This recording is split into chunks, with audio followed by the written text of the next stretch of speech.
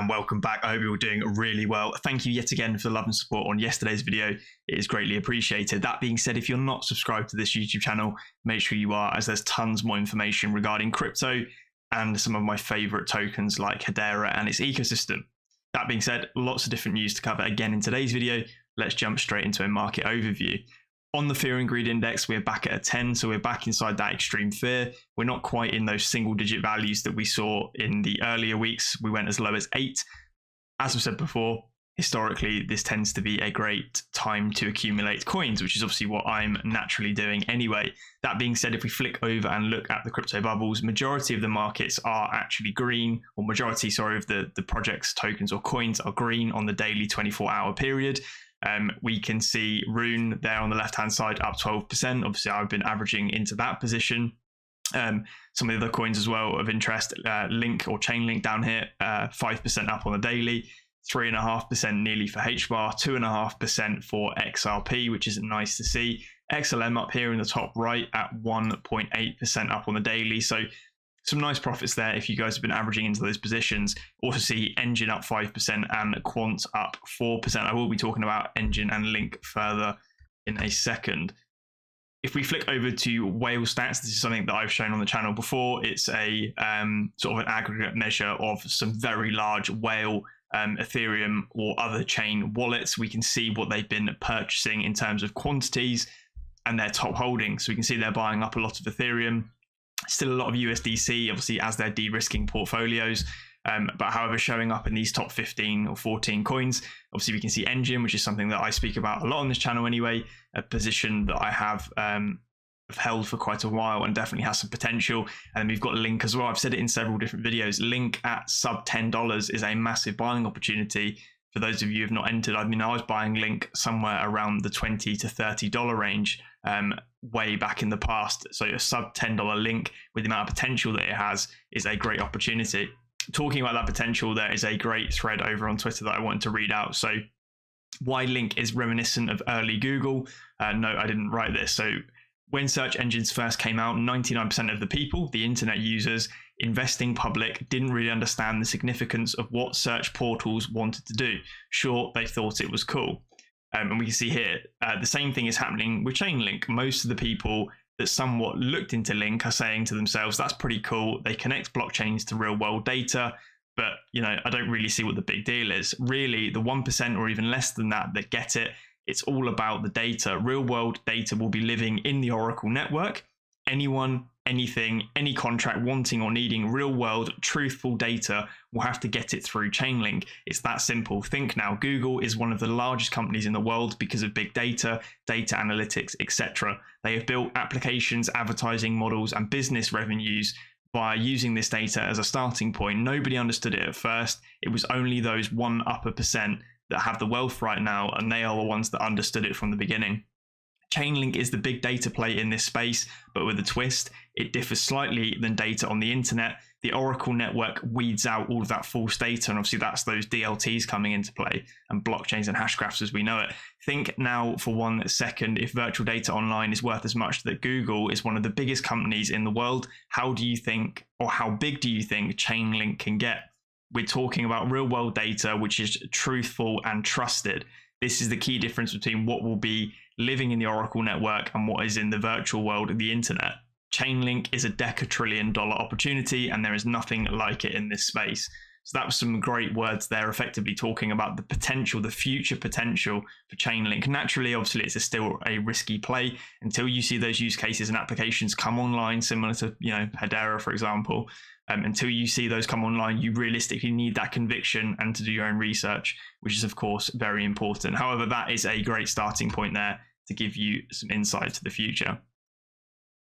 Interesting article here by Forbes. I'm not going to read out much apart from the headline. Smaller cryptocurrencies have surged Monday, as our guys have shown you, as Bitcoin has seen a relief rally, and there are tracking signs of a risk reset in traditional markets. Now, potentially, there could be a risk reset in traditional markets. What this is pointing at is that investors and institutions begin to pile on the risk because they see the markets have bottomed out. However, some key analysts at some very big investment banks have turned around and said the S&P and other equities could continue falling from here if the Fed continues to target very aggressive monetary policy, that is continually increasing those interest rates.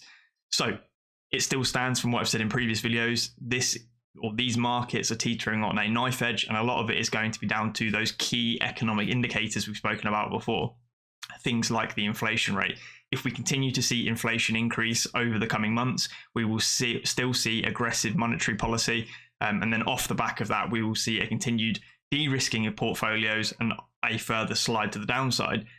Make sure you're not going all in into positions just yet, because these markets may not have bottomed out. Look for those kind of signals of a slight reversal. That being said, I'm still dollar cost averaging, as I feel like that is the best way for me personally to enter these markets.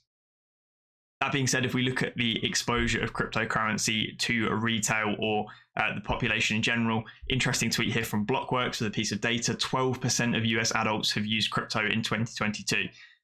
Still incredibly early. So we can see here 13.5% early adopters, and you've got these different sections here: tech enthusiasts, visionaries, pragmatics, conservatives, and skeptics. So very, very early market before we go mainstream. Obviously a fantastic buying opportunity.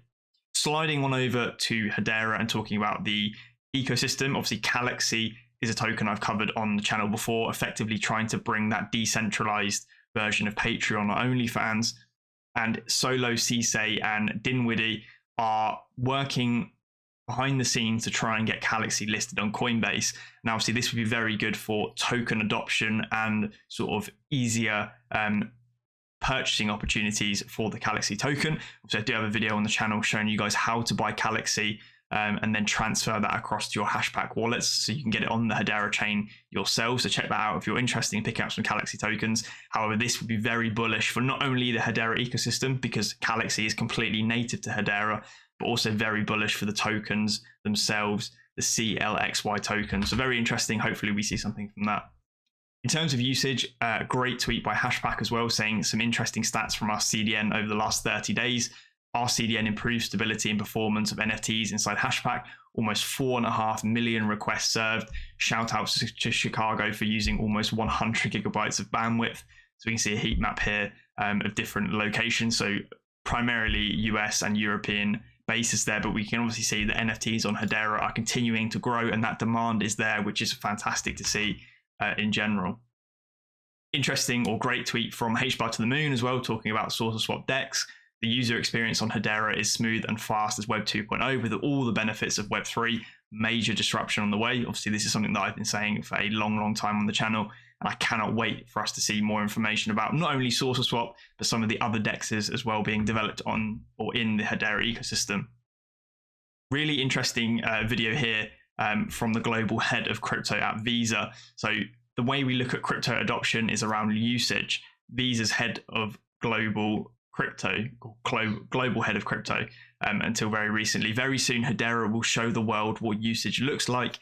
Atma.io will be driving billions of transactions to Hbar, to Hedera, and the Haitian CBDC stablecoins are on the Hedera token service. So we've got some very influential figures here singing the praises of chains like Hedera and the use cases built on top of them, and how they are more important than short-term tokenomics. Lots of projects have got this backwards. That recent interview with the Hbar bull and Mance, where Mance said, you know, him and Lehman effectively refrained from talking about tokenomics because it's not important realistically, is very, very true. It's not important. It's the use cases and the applications that are built on top of the solutions in order for them to scale effectively and drive that demand. That is then what creates that demand for the native token, the Hbar token in this case, and that is where you're going to see the price appreciation.